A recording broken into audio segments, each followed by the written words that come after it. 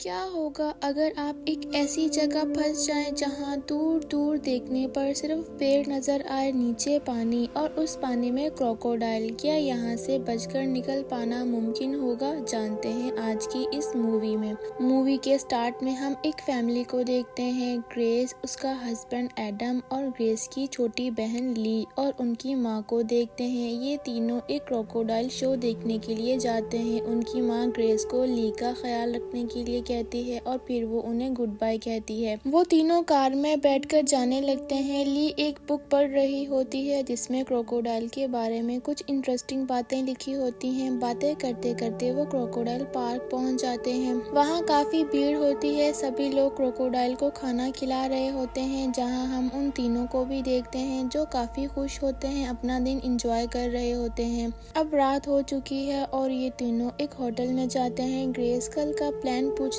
है, जिस पर ली कहती है कि कल हम सब मिलकर क्रोकोडाइल ढूंढने जाएंगे। ग्रेस राजी तो नहीं थी, लेकिन ली की खुशी के लिए वो मान जाती है। एडम बुक देखता है और उसे पता चलता है कि पास ही एक जगह है जहां क्रोकोडाइल्स होते हैं। सुबह होते ये तीनों उस जगह जाते हैं, लेकिन पहुंचने में उन्हें देर हो जाती है। वहां जाकर उन्हें पता चलता है जो फिशिंग बोट थी वो पहले ही जा चुकी है, मगर वहां का एक और गाइड होता है जो कहता है अगर तुम चाहो तो मेरे साथ चल सकते हो, और वो लोग उसके साथ जाने के लिए मान जाते हैं। उसका नाम जिम होता है। एडम जिम को फिशिंग करने का भी कहता है। फिर वो लोग कुछ सामान लेते हैं और जिम अपनी पॉकेट में एक गन भी रखता है। ये सब दूर खड़ी ली देख रही होती है।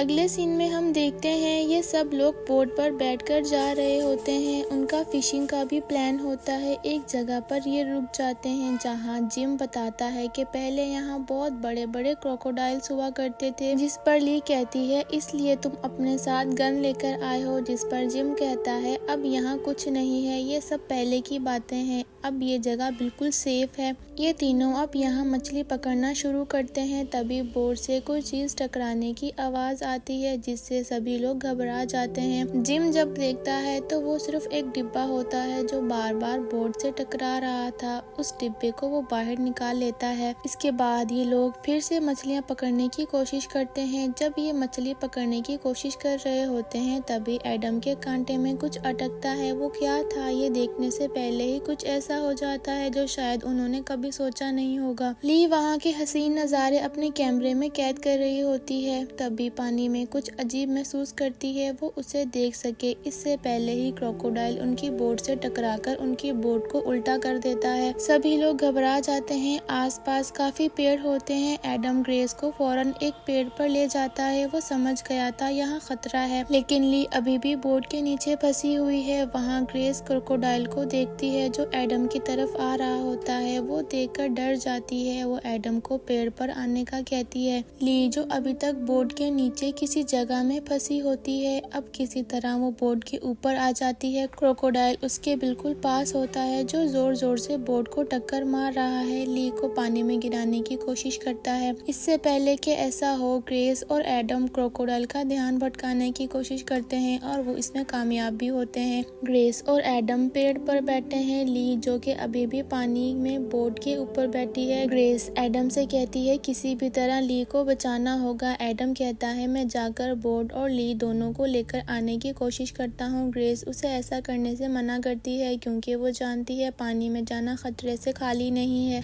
बोट के साथ एक रस्सी होती है जो वो देख लेते हैं। वो ली से रस्सी फेंकने का कहते हैं। जब ली रस्सी फेंकती है तो उन तक नहीं पहुंच पाती। एडम उसे अपने पास लाने की कोशिश करता है। जब वो ऐसा कर लेता है तो ली को रस्सी के सहारे आने के लिए कहता है।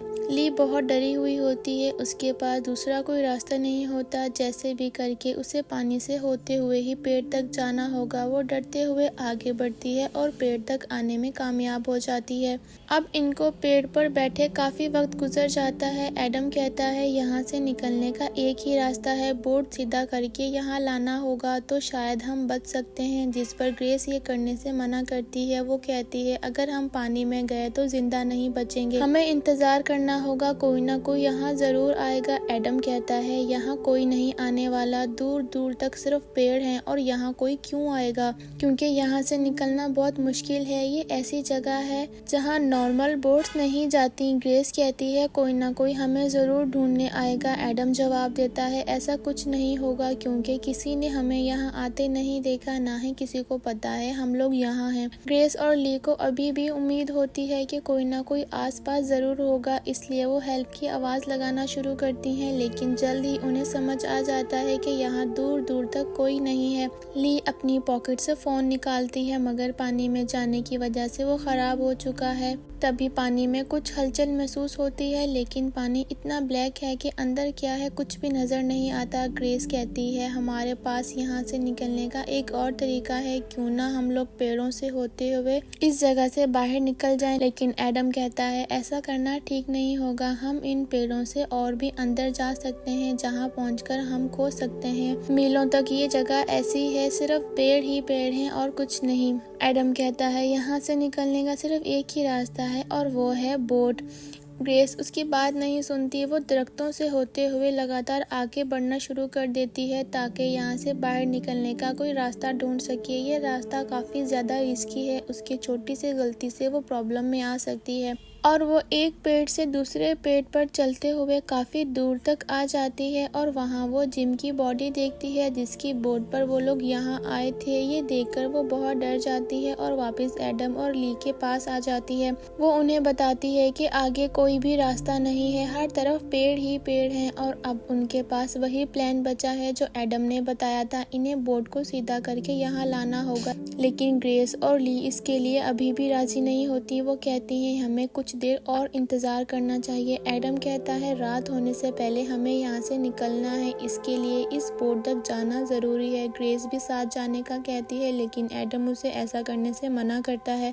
वो आराम से पानी में उतरता है और आहिस्ता आहिस्ता पानी में आगे बढ़ता हुआ वो बोट तक पहुँच जाता है और बोट को सीधा कर देता है, जो देखकर ग्रेस और ली बहुत खुश हो जाती हैं। और अगले ही लम्हे पानी के अंदर से क्रोकोडाइल एडम को खींचकर नीचे ले जाता है। क्रोकोडाइल पानी से ऊपर आता है, उसके मुंह में एडम की बॉडी होती है, जो देखकर ग्रेस को बहुत दुख लगता है और वो बहुत ज्यादा रोती है। एडम ने बोट को सीधा कर दिया था और अब किसी तरह इन्हें रस्सी से उस बोट को अपनी तरफ खींचना है। ग्रेस अपने आप को संभालते हुए नीचे आती है और एक स्टिक से पानी के अंदर गिरी हुई रस्सी को बाहर निकालने की कोशिश करती है ताकि ये उस रस्सी से बोट को अपनी तरफ खींच सके। रस्सी की दूसरी साइड बोट पर बांधी होती है, लेकिन तभी उसे पानी में कुछ मूवमेंट फील होती है। वो समझ आती है क्रोकोडाइल उसके तरफ आ रहा है, इसलिए वो दोबारा पेट पर चढ़ जाती है, लेकिन अभी पानी के अंदर से क्रोकोडाइल जंप मारता है ली पर हमला करने के लिए, जो के देखकर दोनों बहुत डर जाती हैं। ग्रेस की किस्मत अच्छी होती है कि उसकी जान बच जाती है। साथ ही जैसे जैसे टाइम गुजर रहा था बोट उनसे दूर जा रही थी। पूरी रात ये दोनों पेट पर गुजारती हैं। सुबह होने पर देखती हैं कि बोट उनसे काफी दूर जा चुकी है और अब ये दोनों पेड़ से आगे बढ़ते हुए बोट के पास जाने की कोशिश करती हैं, लेकिन एक जगह ऐसी आ जाती है जहाँ पर कोई पेड़ नहीं होता और इनके सामने नजर आ रहे इस पेड़ पर जाना होता है। ना चाहते हुए भी पानी में उतरना पड़ता है। दोनों डरते हुए एक दूसरे का हाथ पकड़कर पानी के अंदर उतर जाती हैं और डरते हुए आगे बढ़ते हैं। तभी उनके सामने क्रोकोडाइल आ जाता है। ये दोनों वापस दरख्त पर चढ़ने की कोशिश करती हैं, लेकिन क्रोकोडाइल ग्रेस को पकड़ लेता है, पर वो हार नहीं मानती। ली भी उसके पास आ जाती है और किसी तरह वो दोनों क्रोकोडाइल से बचकर वापस पेड़ पर आ जाती हैं।